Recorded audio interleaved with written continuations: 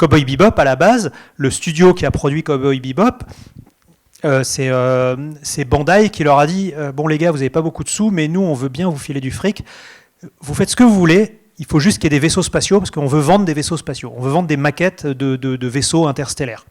Et après vous faites ce que vous voulez. Et c'est comme ça que Cowboy Bebop a été financé parce qu'il y avait l'argent de Bandai qui voulait vendre des maquettes de vaisseaux. Le Cozy Lab, le salon dans un salon. Ce Cozy Lab a été enregistré lors de la nuit de l'anime chez Le Hasard Ludique. Avec Grégoire Hello et Olivier Fallet, nous avons discuté et échangé sur les moyens de production des animes et des mangas. Bonne écoute. Grégoire est le directeur de Kurokawa et aussi maintenant il fête ses 30 ans de 30 ans de travail dans de carrière dans l'univers de la pop culture. On peut l'applaudir pour ça. Est-ce que tu veux rajouter quelque chose à ça ? Pardon ? Est-ce que tu veux rajouter quelque chose à ça ? Non, je suis content d'être encore vivant. Voilà, parce que j'ai pas l'air, mais je suis vieux. Voilà. Merci d'être là ce soir. J'espère que ça va être intéressant tout ce qu'on va vous raconter. Et à côté, il y a Olivier Fallet, grand Manitou de l'animation, il a fondé Animeland, cofondé Animeland. Alors pas du tout. Non, j'ai travaillé sur ce magazine depuis le numéro 1, mais je ne l'ai pas du tout fondé, mais j'en ai été le rédacteur en chef pendant 9 ans. Exactement. Et maintenant, il travaille chez Crunchyroll. Il a aussi fait l'exposition Goldorak qui a eu lieu à la Maison du Japon. La Maison de la Culture du Japon à Paris. Merci de me reprendre. Il faut être précis. Il faut être précis, c'est ça. Et le but, voilà, comme il vient de le faire, c'est de discuter tous ensemble. Ce ne sera pas que eux et moi qui en discuter ensemble, ce sera avec vous. Du coup, à tout moment, vous pouvez lever la main, poser une question, je vous tendrai le micro, et puis on va discuter tous ensemble sur ça pendant 40 minutes. Oui, 40 minutes à peu près avant le spectacle. Mais avant, je vais passer le micro rapidement à quelques-unes d'entre vous pour savoir qui vous êtes, qu'est-ce que vous faites dans la vie et pourquoi vous êtes là. Je vais commencer par quelqu'un qui m'a regardé en train de manger. Voilà.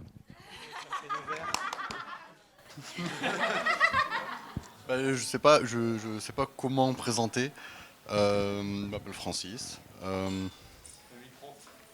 Oui. Tu le veux ? Est-ce que tu aimes les animes ou le manga Ouais, ça dépend. Le manga, ouais, l'animé moins, et plus les mangas adultes, pas érotiques, mais avec des thèmes moins baston à la Dragon Ball, ça m'intéresse moins. Je veux plus une histoire... moins des bastons à la Naruto. Et plus des histoires qui vont nous... Enfin, plus recherchées, plus approfondies. Ok. Bonsoir, je m'appelle Rémi, je viens de Marseille. Si je suis là ce soir, c'est parce que je pourrais mettre une note de frais en mangeant. Mais je suis venu pour voir ma sœur ici, je suis très content. Les mangas, j'aime bien. J'ai mon fils qui est ultra fan de tous ces personnages. Je suis aussi plus fan de la lecture que la vidéo. Et quoi dire de plus, je suis imprégné de la culture manga. Oui.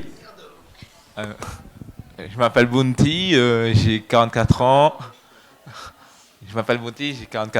J'aime les mangas parce que je suis de la génération Club Dorothée. Okay. Trop bien. Merci. Je vais venir vers toi. Ah merde, pardon. Ok. Bonsoir, moi c'est Muriel. Je suis venue ici parce que j'aime beaucoup les mangas. Pour les enfants, j'aime beaucoup Naruto. Désolée. Mais j'ai pris mon abonnement parce qu'il y avait Game One d'ailleurs. Et non, mais les trucs aussi pour adultes. Et non, mais j'ai bien aimé parce que finalement, je trouve que les animés japonais, ils te transportent dans un truc qu'on va en péter et tu t'y attends jamais. Donc, je m'attendais pas à ça ce soir, mais c'est sympa. Trop bien. Du coup, on a un peu un panel ici pour savoir de quoi on va discuter et parler. Merci. Installe-toi.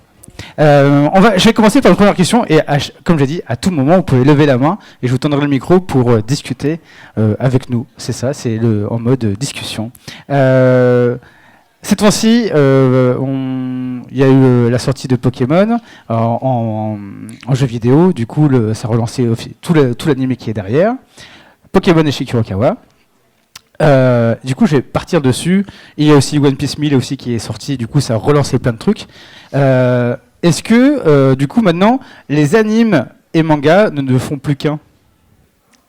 Alors, j'apporte déjà une précision peut-être un peu pénible, mais c'est le spécialiste qui parle. En fait, Pokémon, il faut savoir, c'est que c'est pas considéré comme un animé dans le sens où ça n'a jamais été vendu comme tel en France. C'est-à-dire quand Pokémon arrive, c'est justement l'époque post-Dorothée, où justement, souvenez-vous, c'était il y a 21 ans à peu près, où Dorothée était une ennemie. C'était Ségolène Royal qui disait que les dessins animés japonais, ça rendait les enfants fous. Et justement, c'est l'interruption du club Dorothée. Et quand Pokémon arrive en France, c'est une version du dessin animé qui a été refaite aux États-Unis, où on a changé les musiques, on a coupé quand ils mangent des boulettes de riz, on a coupé quand il y a des trucs qui plaisaient pas, quand les héroïnes étaient en bikini, etc. Et Pokémon n'est absolument pas présenté comme un dessin animé japonais, mais vraiment comme une licence multimédia au même titre que Star Wars ou plus tard Harry Potter, par exemple. Et même si, évidemment, les gens qui sont fans de manga et d'animation, il y a de très grandes chances statistiques qu'ils aiment aussi ou qu'ils aient aimé dans leur jeunesse Pokémon, parce que Pokémon, c'est une suprématie, c'est la plus grande licence, c'est la plus grosse licence du monde, devant Star Wars, devant Disney, devant Hello Kitty. C'est le numéro 1 de très très loin en termes de revenus et de licences. Mais je ne sais pas si Pokémon, on peut le mettre dans l'animation et tout ça. Alors évidemment, je dis ça alors que je publie le manga de Pokémon, mais je pense que Pokémon, ça va justement au-delà du japonisme, de la pop culture, de la japonisation de la pop culture aujourd'hui. Je ne sais pas ce que tu en penses. Alors, pour dire quelque chose de peut-être un peu plus large que Pokémon, moi j'ai pas l'impression que ce soit le premier. En fait, le système même de l'édition de manga au Japon, de production d'animation au Japon, repose sur ce mélange de plusieurs supports. Le modèle économique de l'animation japonaise, ça coûte très cher de faire un dessin animé de tous les temps et aujourd'hui encore.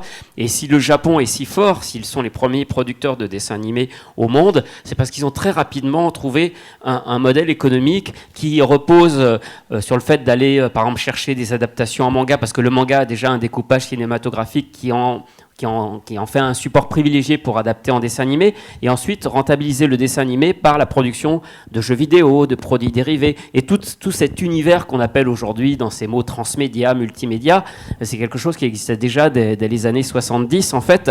Donc non, Pokémon c'est pas le premier, c'est peut-être quelque chose où on s'en rend plus compte aujourd'hui, mais les Japonais avaient vraiment un temps d'avance, et c'est quelque chose qu'ils ont compris très tôt et qui leur a permis justement de développer toute cette culture. Tu disais que les produits dérivés servaient en partie à rentabiliser les adaptations animées d'animés japonais, enfin de mangas japonais. Ça veut dire que c'est pas rentable un animé? En gros, c'est pas un si bon business que ça. Ça coûte tellement cher de faire un dessin animé parce que pour produire 20 minutes d'animation, c'est des centaines, c'est des milliers de dessins, c'est toute une chaîne, c'est tout un process qui reste compliqué, qui mobilise beaucoup de ressources, beaucoup plus que de dessiner une bande dessinée. Que effectivement une simple vente à la télévision ne suffit pas, ou même de vendre ensuite la vidéo, non, ça suffit pas à rentabiliser ça.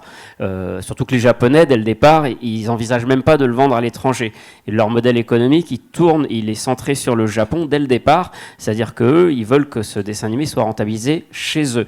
Donc effectivement, vendre, créer des produits dérivés, ça va permettre de générer d'autres revenus financiers qui vont aider à financer effectivement la production du dessin animé. Le dessin animé devient un petit peu la vitrine pour vendre. Alors il ne faut pas basculer après dans le travers où on va faire des dessins animés que pour vendre des jouets, c'est plus subtil que ça, mais effectivement on ne peut pas rentabiliser un dessin animé juste en le vendant à la télévision, en tout cas pour une production télé. Je vais d'ailleurs compléter la réponse d'Olivier en expliquant qu'en fait la manière dont sont faits les dessins animés au Japon, pour chaque série, pour chaque dessin animé, il va se monter ce qu'on appelle un comité de production. Dans ce comité de production, il y aura par exemple l'éditeur du manga, si c'est un dessin animé tiré d'un manga. Il y aura Bandai qui dit ah moi je mets un peu de sous, mais en échange j'ai le droit de faire des jouets. Il va y avoir Uniqlo qui va dire moi je mets un peu de fric, mais je ferai les t-shirts. Va y avoir Coca-Cola qui dit moi je mets un peu de fric et en échange le héros il boit du coca, etc., etc. Et donc du coup, l'argent que Bandai a mis, il va vouloir le récupérer, donc il a intérêt à ce que le dessin animé cartonne pour pouvoir vendre des figurines. Coca, il a intérêt à ce que l'animé cartonne parce qu'après sur ses canettes au Japon, il y aura la tête du héros. Uniqlo, il a intérêt à ce que l'animé cartonne parce que derrière, il faut qu'ils vendent des t-shirts.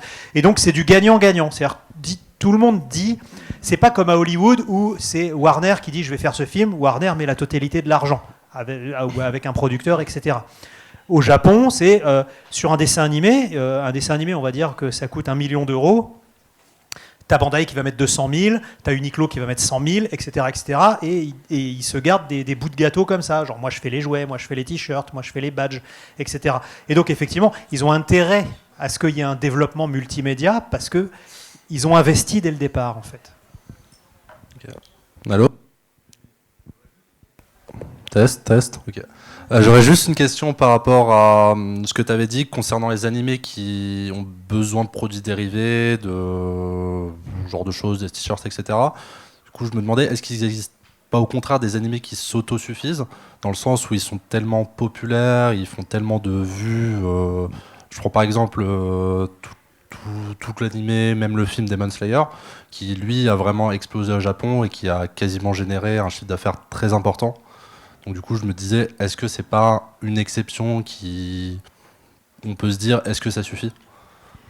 Ça suffit une fois qu'il est lancé, qu'il a eu ce succès. Effectivement, ça sera moins difficile de faire la suite, de faire un film ou de faire d'autres choses.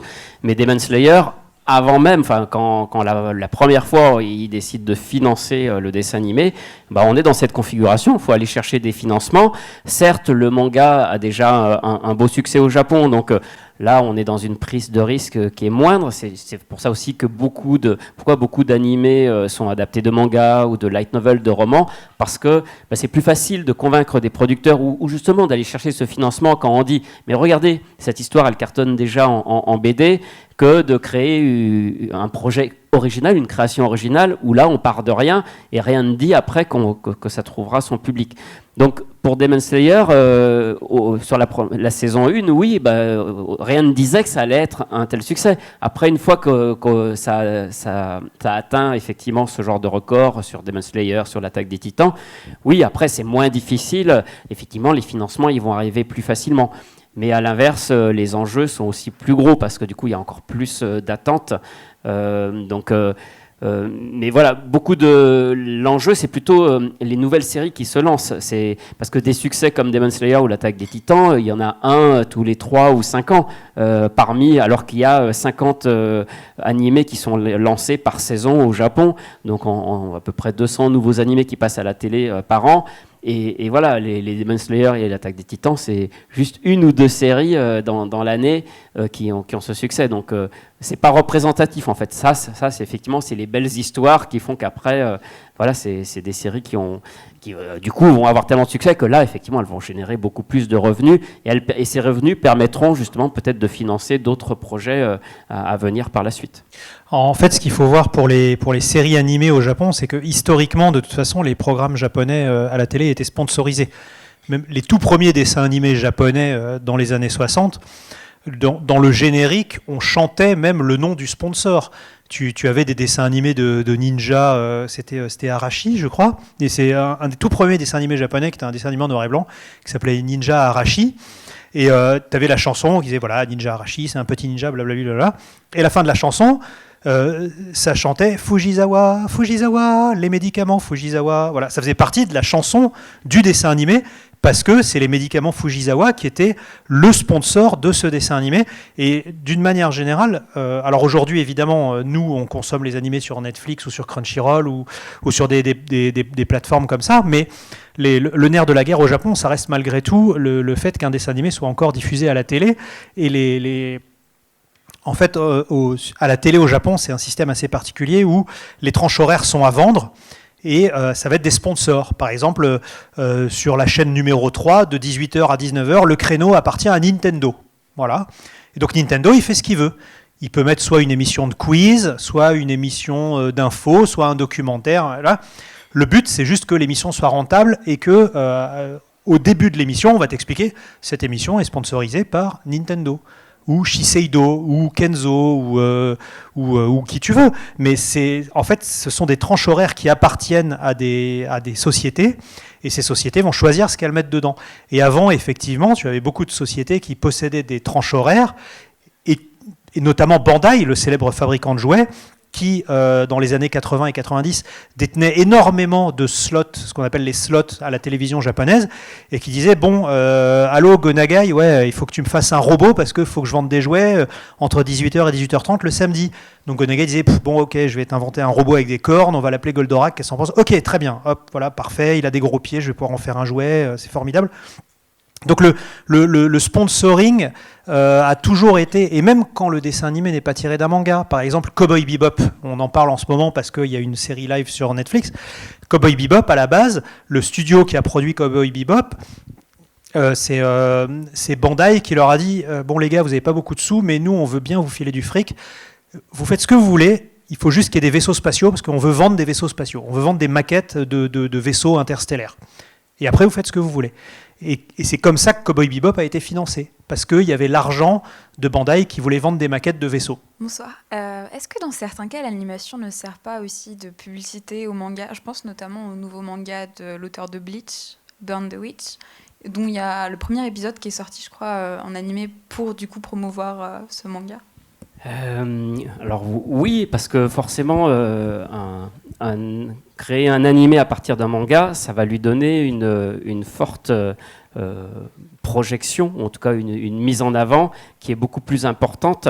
Donc dans le succès d'un manga, effectivement, même les auteurs de manga le disent, leur rêve c'est un jour de voir leur manga qui est adapté en animé, c'est un petit peu la consécration, et on le voit bien, alors nous on le voit bien à notre niveau en France, un animé qui a du succès, des fois ça peut rebooster les ventes du manga ou les décupler. Le manga pouvait déjà être bien installé, ça va lui redonner encore un coup de projecteur. Donc au Japon d'ailleurs, voilà, c'est pour ça qu'il y a une relation très très forte entre les éditeurs qui publient des mangas et les studios qui produisent des animés. Les deux sont gagnants, c'est vraiment comme tu disais gagnant-gagnant, c'est-à-dire que les studios ça leur fait déjà un support qui est facile à adapter ou sur lequel ils peuvent se reposer parce qu'il y a une certaine notoriété de la bande dessinée, et pour la bande dessinée, si l'animé marche bien, ça va être le succès et ça va décupler les ventes. Mais on ne fait pas juste un manga, les mangas ne sont pas commandés que, les animés ne sont pas commandés que par les sociétés de manga. Parce que, encore une fois, ça coûte tellement cher que le coût de publicité ne suffirait pas à rentabiliser l'animé. Il faut aller au-delà de ça, et il faut effectivement qu'il y ait tout cet écosystème avec le merchandising pour rentabiliser cette production. Si vous voulez des chiffres un peu concrets pour vous aider, moi par exemple j'ai édité il y a une dizaine d'années un manga qui était tiré d'un jeu vidéo qui s'appelait Inazuma Eleven. C'est des petits garçons qui faisaient du foot, ils avaient un peu tous des super pouvoirs. Je sors le manga, je suis tout seul. Il n'y a rien qui existe en France. Le manga se vend entre 3000 et 7000 exemplaires à peu près, en sachant que j'étais plutôt à 3000 et que quand Nintendo sort le jeu Inazuma Eleven sur DS, ça fait un peu de pub et on monte à 7000 ventes.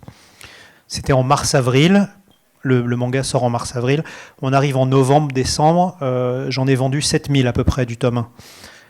En décembre, le dessin animé passe sur Gulli, voilà. 5 ans après, j'en ai vendu 70 000. Donc j'ai fait x10 grâce au dessin animé.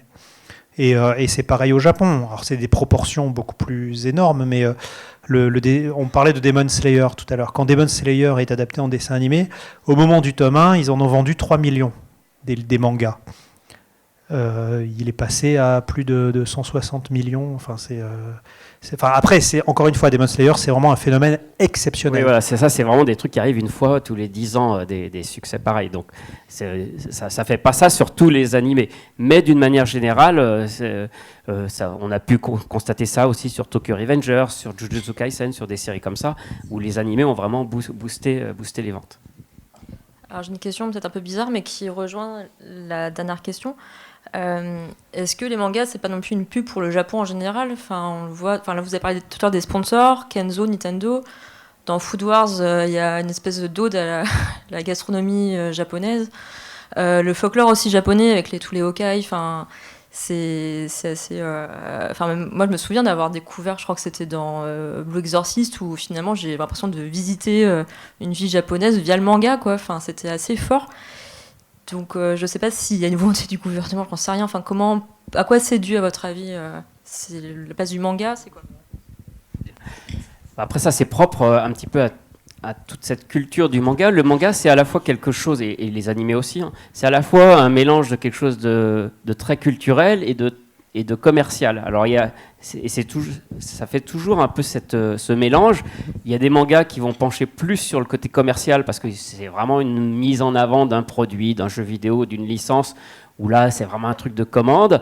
Il y a des mangas ou des animés qui sont très artistiques, qui sont des œuvres d'auteur, et là, qui seront peut-être moins populaires, mais qui seront des vrais ovnis.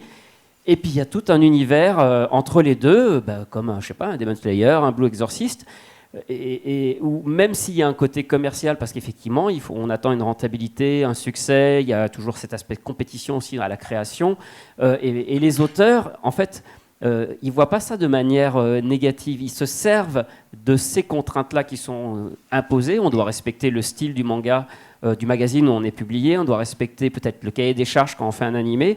Mais malgré ces contraintes, eux, ils vont chercher de la création et une originalité pour justement que ça sorte du lot. Et c'est ça aussi un petit peu qui fait toute la richesse et l'originalité de l'animation japonaise ou du manga, c'est d'arriver à nous proposer des choses qui sont quand même riches, où ils vont insuffler leur expérience, leur culture, tout un tas de choses, malgré des contraintes parfois assez commerciales et des objectifs de vente. Je voudrais ajouter un mot, parce que vous avez parlé aussi de l'influence que peut avoir le Japon. Alors ça, par contre, je reviens un petit peu en arrière, je dézoome, on va dire. En fait, c'est quelque chose qu'on appelle le soft power, que de nombreux gouvernements ont toujours cherché à avoir, notamment, par exemple, les États-Unis, qui je fais un peu d'histoire, après la Seconde Guerre mondiale, en fait, les États-Unis disent il ne faut pas que l'Europe devienne communiste, il ne faut pas que le Japon devienne communiste.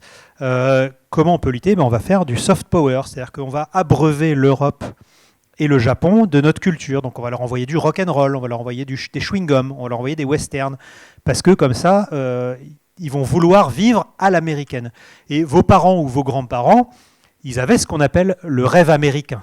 Ils écoutaient du rock, ils mettaient des jeans.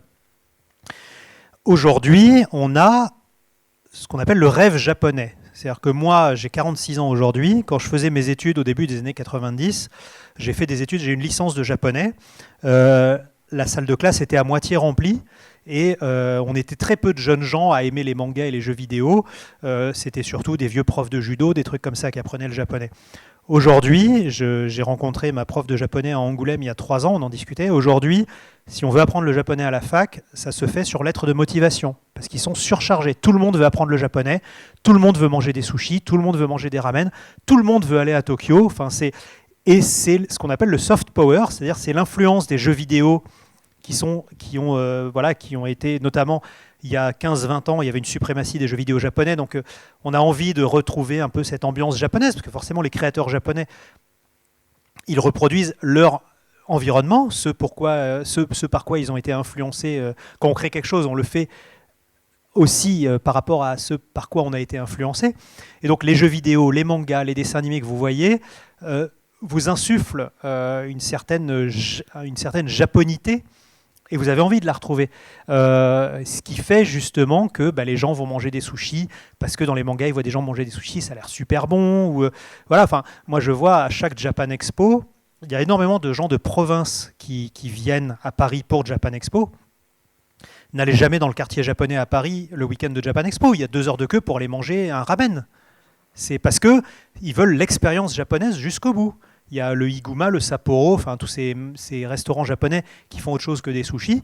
Il y a 2 heures de queue et des gens en plus qui sont souvent déguisés. Ils arrivent de Japan Expo, ils se sont même pas changés, ils sont habillés en ninja dans la rue et ils sont en plus vu le quartier à Opéra, les gens disent mais pourquoi il y a des ninjas à Opéra, c'est bizarre. Et les gens font la queue parce qu'ils veulent poursuivre l'expérience japonaise. Et tout comme nos parents et nos grands-parents avaient un rêve américain, aujourd'hui il y a un rêve japonais. Sauf que, contrairement à ce que votre question sous-entendait, le gouvernement américain avait prévu ça. Ils se sont dit on va envoyer des chewing-gums aux gens pour pas qu'ils deviennent communistes. Je grossis le trait exprès. Mais les Japonais, ils n'ont jamais prévu ça. C'est-à-dire que c'est malgré eux que dans les années 70, Goldorak et Candy cartonnent. C'est malgré eux que dans les années 80, il y a Dragon Ball, les Chevaliers du Zodiac, tout ça qui donne envie aux gens d'apprendre le japonais, de partir au Japon, etc. Ça, ils ne maîtrisent pas du tout. Et d'ailleurs, aujourd'hui, ils ne savent pas quoi en faire. Moi, ça fait 15 ans que je bosse dans le manga. Olivier, ça fait aussi très longtemps que tu es dans la partie. Les hommes politiques japonais ont commencé à s'intéresser à ça en 2007-2008. Ils ont essayé de monter un truc pour essayer de récupérer l'animation, l'engouement pour l'animation et le manga. Ils n'ont d'ailleurs jamais réussi, parce que ça s'est fait malgré eux. Mais au final, le tourisme explose au Japon, donc ils en récupèrent les fruits quand même. Mais ce n'est pas quelque chose qui a été calculé. C'est du hasard. C'est comme si, imaginons, nous sommes dans un univers parallèle. On n'est pas fan de manga. En France, on est fan de Bollywood. Voilà, non mais c'est possible, c'est possible. Et donc, les rois de la fête, c'est les gens qui ont des restos. Donc à chaque coin de rue, vous pouvez manger du curry ou des naans ou des voilà. C'est juste voilà. Aujourd'hui, on est fan du Japon parce que on a mangé beaucoup de dessins animés japonais. Aujourd'hui, on veut vivre à la japonaise, mais ça n'a pas été calculé par le gouvernement. C'est juste du hasard. Comment font les dessinateurs de manga? Ils doivent abattre beaucoup d'arbres pour les papiers, non? Est-ce qu'on... Je te laisse répondre à ça.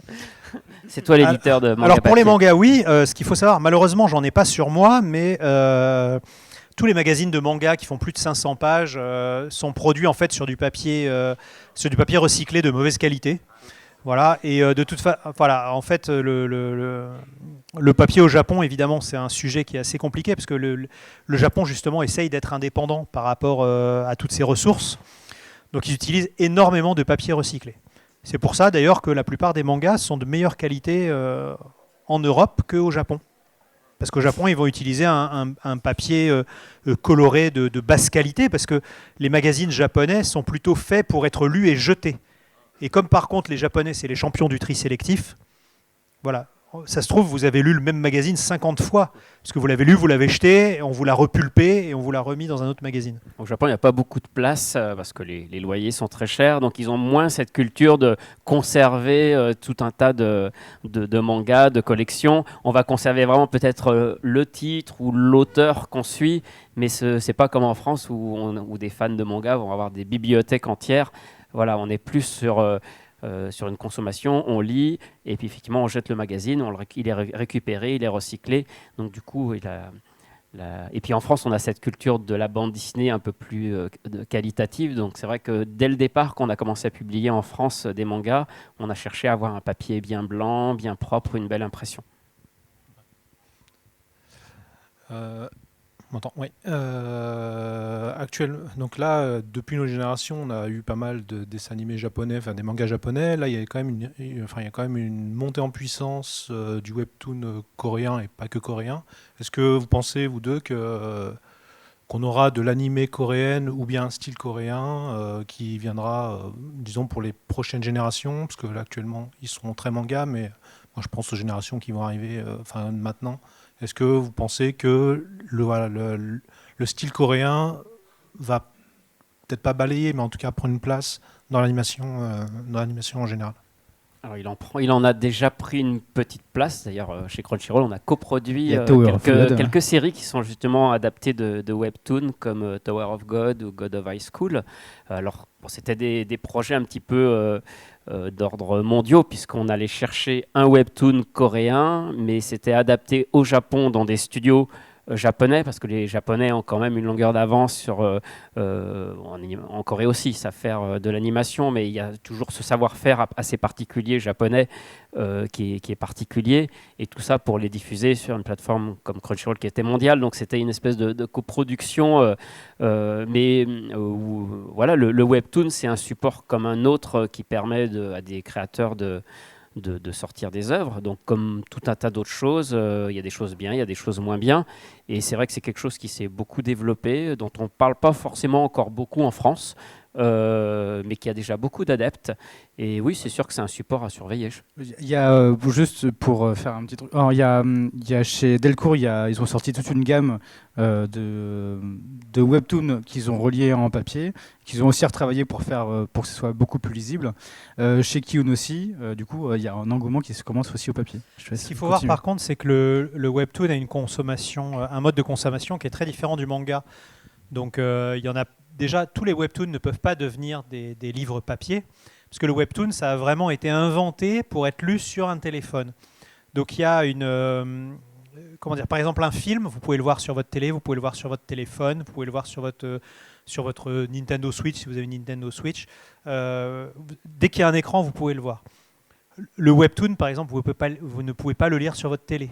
Ou alors il faut la retourner, ou alors c'est moche, etc. Donc c'est quelque chose qui a été pensé pour le téléphone. Donc en termes d'adaptation, ça va demander beaucoup plus d'efforts parce que c'est quelque chose de nouveau.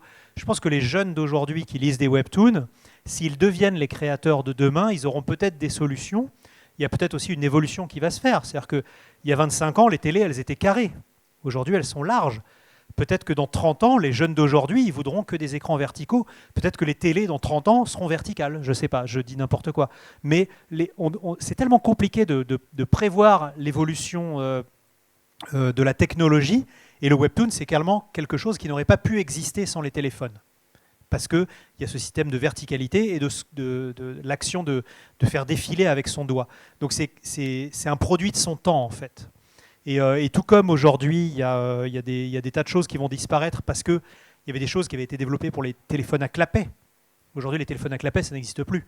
Donc il y a tout un tas de logiciels qui existaient pour les téléphones à clapet qui sont en train de disparaître. D'ailleurs, il y a des associations de sauvegarde du patrimoine des logiciels, etc., qui essayent de récupérer des vieux téléphones japonais pour récupérer des logiciels avant qu'ils disparaissent pour toujours.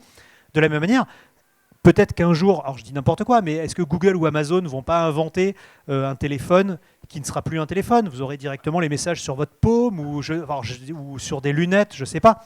Et du coup, si les téléphones verticaux comme l'iPhone disparaissent, que deviennent les webtoons? C'est une question qu'on peut se poser. Mais oui, l'engouement du webtoon, il existe, mais moi, en tant qu'éditeur de manga, je ne le ressens pas comme une concurrence dans la mesure où c'est un produit qui est différent. Je vois le webtoon comme Instagram, par exemple, ou comme Twitter. C'est-à-dire que en fait, le vrai concurrent du webtoon, ça ne va pas être le manga. Parce que le webtoon, il est vraiment... Alors c'est ma définition, enfin c'est ma perception personnelle, mais pour moi, le webtoon, il est en concurrence avec Instagram ou Twitter. En fait, il va être en concurrence avec tout ce qui vous prend du temps sur votre téléphone. Parce que sur les stratégies... Moi, ma stratégie, c'est de vous donner envie d'acheter mon livre.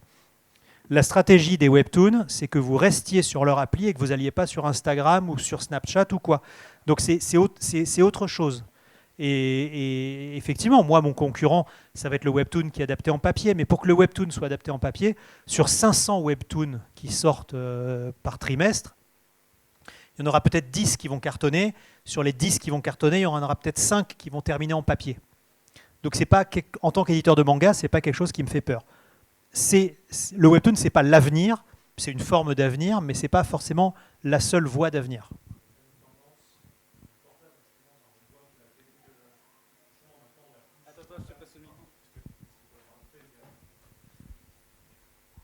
Oui, il y a plus une tendance à regarder un écran plutôt sur un téléphone ou sur une tablette, enfin un appareil mobile plutôt que sur une télé. Donc c'est pour ça, est-ce qu'on n'irait peut-être pas dans ce mode-là, vers ce support-là? Alors, c'est très possible qu'aujourd'hui, les écrans nomades prennent le pas sur un écran familial ou sur un écran large, mais je ne vois pas les télés mourir. On a toujours dit que les télés allaient mourir à cause du téléphone portable. Je pense que c'est les chaînes de télé qui ont du mal, mais vous avez toujours besoin d'un grand écran, par exemple, pour regarder le sport. Voilà, donc je ne pense pas que les télévisions vont disparaître. Je pense que les émissions de télé vont prendre des formes différentes. La consommation télévisuelle va prendre des formes différentes. Et ça, je pense que ça t'intéresse, Olivier, parce qu'aujourd'hui, voilà, Crunchyroll, ça existe aussi sur téléphone. Enfin, c'est des applis, Crunchyroll, aujourd'hui. Donc, mais le marché d'aujourd'hui, en tout cas, montre, avec l'explosion, enfin, le manga, ça cartonne aujourd'hui. Moi, je suis très content. Parce que, justement, les gens vont d'abord voir ce qui sort au Japon sur leur téléphone ou sur leur écran d'ordinateur ou je ne sais quoi. Mais ils vont malgré tout vouloir l'objet. Il y a un attachement à l'objet, même chez les jeunes. C'est ça qui est important, parce que si les enfants de 10-15 ans aujourd'hui ne lisaient pas de manga papier, là on pourrait s'inquiéter. Mais il y a vraiment une dissociation entre le webtoon qui est rattaché au téléphone et le papier qui est autre chose. Et il n'y a pas d'abandon du livre en France, donc de ce point de vue-là, ça ne me rend pas inquiet. Bonsoir. Alors moi je vais avoir une question un peu réac. J'ai grandi avec le Club Dorothée et j'ai l'impression, voilà, il y a eu après, même après le Club Dorothée, il y a eu quand même un certain nombre de mangas, d'animés pardon, qui étaient diffusés sur la télé. Aujourd'hui c'est plus du tout le cas. À part sur les chaînes spécialisées, mais sur les chaînes publiques, c'est plus du tout le cas. Et pour autant, ces animés, ils avaient quand même un certain nombre de messages à la fois sur plein de choses, à la fois sur l'humanitaire, sur même si on pouvait les considérer comme violents ou quoi, mais il y avait quand même un truc sur le féminisme, il y avait quand même beaucoup de choses. Et moi, j'ai plutôt l'impression qu'il y a une régression. Alors, je suis très contente d'entendre que voilà, le manga papier, là, ça a pris de l'essor, ça, j'ai bien suivi. Qu'il y a des animés qui cartonnent comme Demon Slayer ou autres, mais cependant, en termes de grand public, là, c'est grâce à Netflix. En termes de grand public sur les chaînes, pour les enfants, pour la construction, moi, je vois vraiment, j'ai vu un déclin. Et quand je vois aujourd'hui le peu d'espace de dessin animé qui reste encore pour les enfants, c'est quand même bouffé par la culture américaine. Entre Paw Patrol, Wings et compagnie, ça fait un peu pitié, quoi.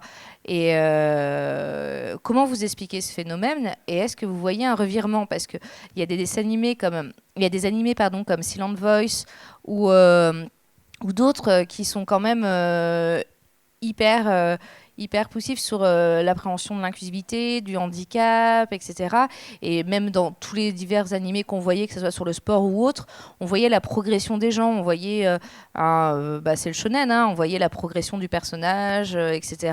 par rapport aux épreuves, donc la vie adulte. Voilà. Moi, je trouve que c'est une culture tellement pauvre aujourd'hui sur les animés qu'on a sur le service public ou sur d'autres chaînes. Donc, si vous voulez, en fait, sur ma question réac, c'est en mode ouais, c'était mieux avant, et puis c'est surtout en mode qu'est-ce qui s'est passé et est-ce que vous pensez que ça va revenir? Alors, ce qui s'est passé, c'est très simple, c'est que à l'époque où on a eu tous ces dessins animés, que ce soit le Club Dorothée ou un peu avant, c'était une époque déjà où il n'y avait pas beaucoup de chaînes, il n'y avait que 6 chaînes. Et ces 6 chaînes, c'était un moment important dans la télévision française où la télévision s'est libéralisée. C'est-à-dire on est passé en très peu d'années en 10 ans à un service entièrement public, à des nouvelles chaînes privées. Et là, il y avait un besoin de trouver des programmes. Et à cette époque-là, nous, on n'était pas prêts. En France, on ne savait pas produire des dessins animés de 26 épisodes, de 26 minutes. Donc c'est pour ça qu'on s'est tourné au Japon. À cette époque-là, on a accusé les Japonais de nous imposer, justement, on en parlait tout à l'heure, de faire du lobby, de nous imposer leur culture, leurs dessins animés japonais. En réalité, c'est tout le contraire. C'est nous qui sommes allés les chercher parce que, comme je vous l'expliquais, ces dessins animés au Japon, ils étaient déjà rentabilisés parce qu'ils avaient leur modèle économique. Donc du coup, on pouvait les acheter pour une bouchée de pain pour la télé française parce que les Japonais s'en fichaient, c'était déjà rentabilisé, donc ils étaient prêts à les céder pour 3 fois rien. Et c'est comme ça que nous, qui avions des gros besoins pour ces nouvelles chaînes qui arrivaient de dessins animés, on est allé en acheter plein, sans toujours regarder d'ailleurs ce qu'on achetait et à qui c'était vraiment destiné, ce qui a créé effectivement un peu des polémiques et pu susciter des critiques à l'époque. Donc après ça, effectivement, on a vraiment ouvert les vannes pour acheter plein d'animations japonaises, sauf qu'ensuite, on a voulu réguler ça. Est arrivé le CSA qui a imposé des quotas, qui a commencé à dire « Ah non, mais à la télé, il faut mettre au minimum 40% de production française ou 60% de production au minimum européen. » Donc tout de suite, l'animation japonaise, ça devenait problématique. On a commencé à développer de l'animation en France, donc du coup, on achetait plutôt français que d'aller acheter au Japon. Et puis il y a eu un ras-le-bol aussi, parce qu'effectivement, on avait peut-être un peu trop amené de séries un peu n'importe comment, et ça a été rejeté aussi par le public. Donc c'est pour ça que le Club Dorothée, quand il s'arrête en 97, après, il y a un peu un rejet et une période de vache maigre où il n'y a plus d'animation japonaise à la télé.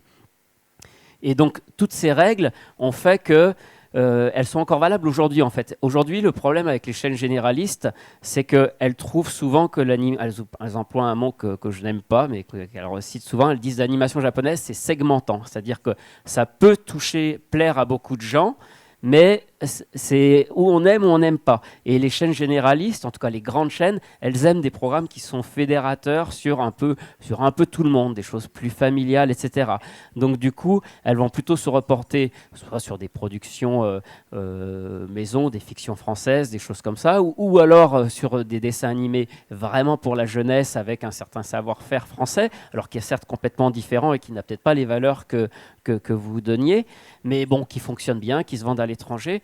Et puis surtout, à cause de ces quotas, elles doivent faire très attention. Et finalement, le peu de quotas qui leur reste, où elles peuvent passer des programmes étrangers, elles préfèrent les garder pour passer des séries américaines qui sont beaucoup plus fédératrices de grandes audiences que de programmer une série japonaise. Donc c'est un peu pour toutes ces raisons que l'animation japonaise, elle a un peu disparu aujourd'hui des grandes chaînes.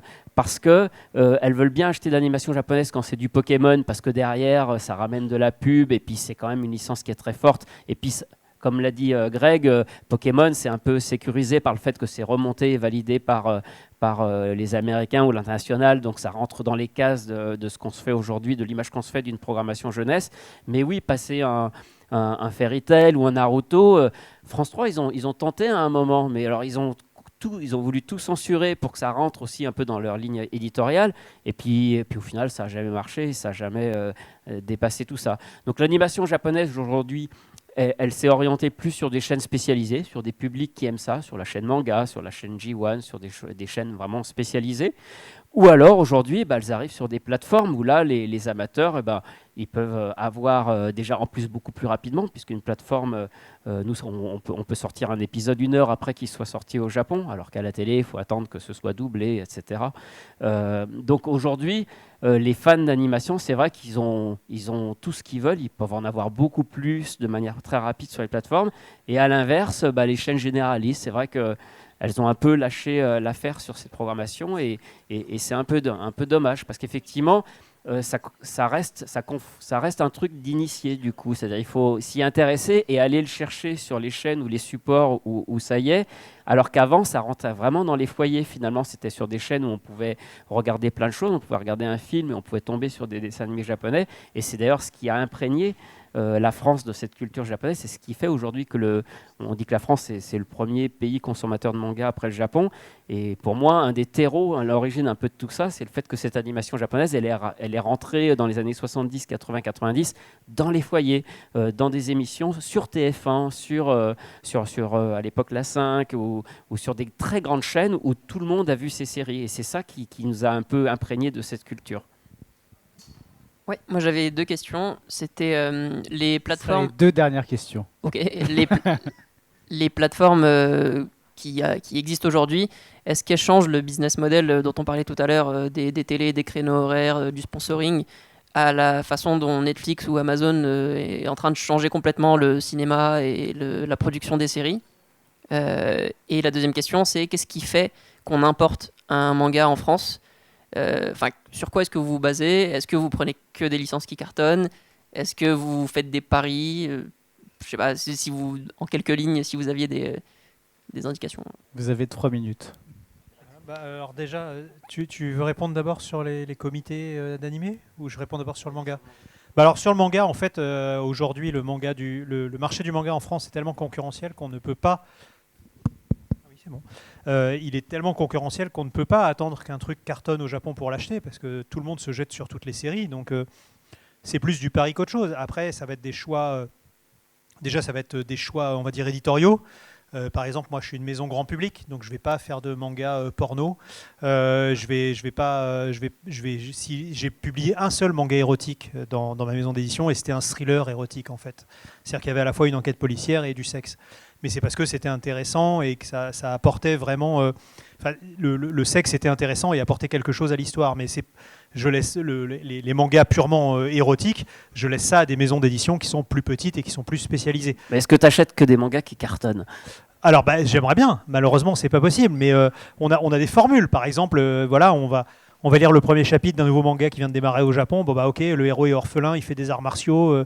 Il découvre qu'au fond de sa cave, il y a un objet mystique. Et au moment où il le découvre, bizarrement, il y a des types un peu louches qui viennent le chercher aussi. Donc, il va se faire casser la gueule. Et au moment où il va mourir, son sang va toucher le truc. Ça va réveiller un machin en lui. Ses cheveux vont changer de couleur. Il va leur casser la gueule. Et là, il y a une fille à gros seins qui va arriver qui va lui dire « Tu es l'élu ». Voilà. Évidemment, là, on regarde ça, on dit « Ah oui, là, voilà, toutes les cases sont cochées. C'est la bonne formule. Ça a des chances de cartonner. » Donc, on va se dire « Je vais suivre ce truc-là avec attention. » Sauf que vous avez une chance sur 2 que ça devienne le prochain Naruto. Vous avez une chance sur 2 qu'au bout de 10 chapitres, les gens disent « Oh, mais on a déjà lu ce truc-là, c'est nul. » et que ça s'arrête. Donc oui, aujourd'hui, l'édition de manga en France, c'est des gros paris parce que tout le monde achète dès le premier tome et on ne sait pas, c'est un coup de poker. C'est-à-dire qu'au Japon, le système de production fait que un manga, s'il ne plaît pas, du jour au lendemain, on s'en fout, on le coupe. C'est pour ça que vous avez des mangas comme Shaman King, par exemple, qui ont été coupés avant la fin.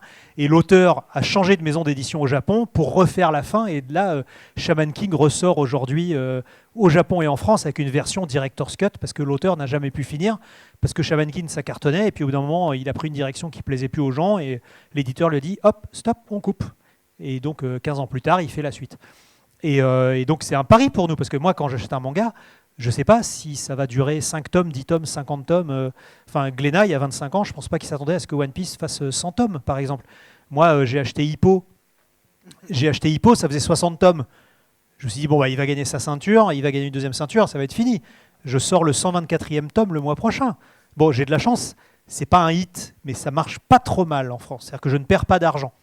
Mais jusqu'à quand ? Donc voilà, l'édition de manga, comme c'est un système de production très particulier, c'est des paris. On ne sait pas, ça peut s'arrêter demain, ça peut s'arrêter dans 60 tomes.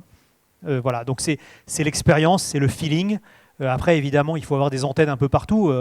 Alors là, en ce moment, je ne peux pas, mais moi, habituellement, je vais 3 à 4 fois par an au Japon. J'ai des copains dans les maisons de production d'animés, j'ai des copains dans les maisons, chez éditeurs de jeux vidéo. Et j'essaie de savoir, je vais les inviter à boire un coup, ils vont dire « Ah, ce manga-là, on est en train de le surveiller, peut-être qu'on va en faire un jeu vidéo, peut-être qu'on va faire un animé. » Donc je me dis, s'il y a des boîtes qui investissent sur ce manga, c'est qu'il va y avoir une suite.